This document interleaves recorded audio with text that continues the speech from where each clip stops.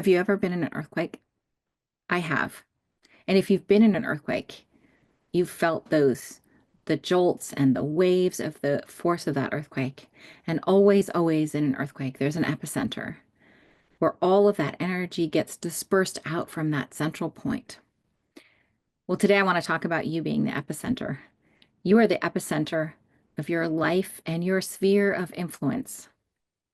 So that could be your influence over your own life and the people you touch, your partner in life, friends, family, parents, children, coworkers, community members, faith community members, scouting, could be any number of things, right, that you're involved with.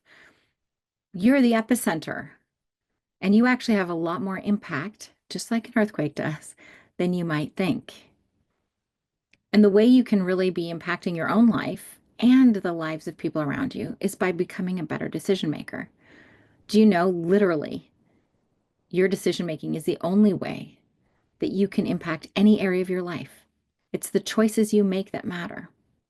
So today, I just want to give you a simple, high-level framework that I teach at Clarity for Action, where you can ask yourself these 4 basic questions, and you will be improving your decision making.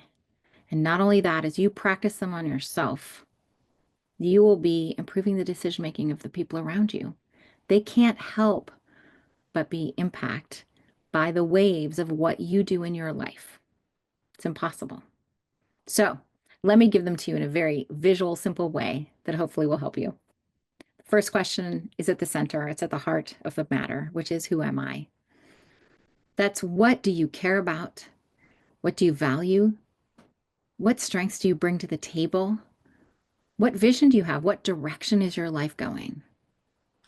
So when I make a decision, and what I coach is, whenever you're making a decision, connect to who you are and what you care about, what's important to you. That's at the center. That should drive all of your decision making. The next level out is, how am I? Now, we were born into biology, a brain and a heart and a nervous system.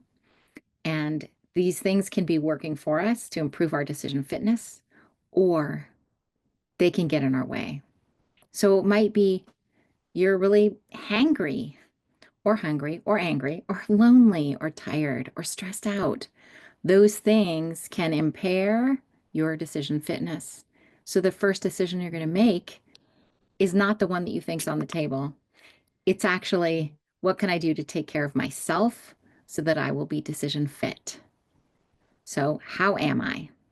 The third level is, what could I?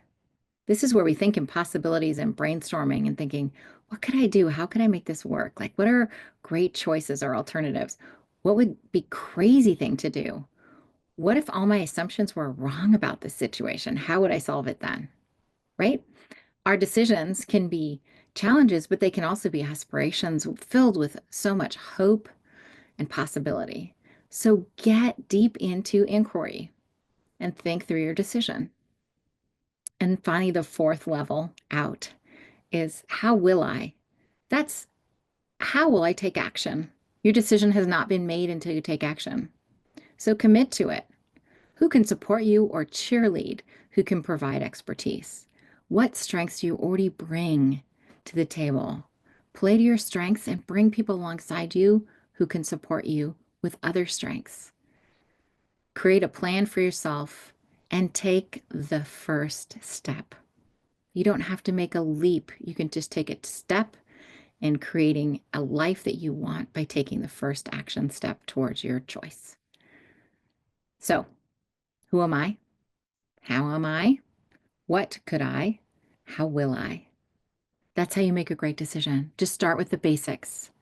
Of course, you can go deeper, you can learn more, because what happens when decisions get really complicated? That's what I'm here for. At clarityforaction.org, we teach people how to make great decisions. It's so that you can get more of what you want out of your life. There's a link below. Feel free to learn more about what's coming up and let us know how this serves you. Take care.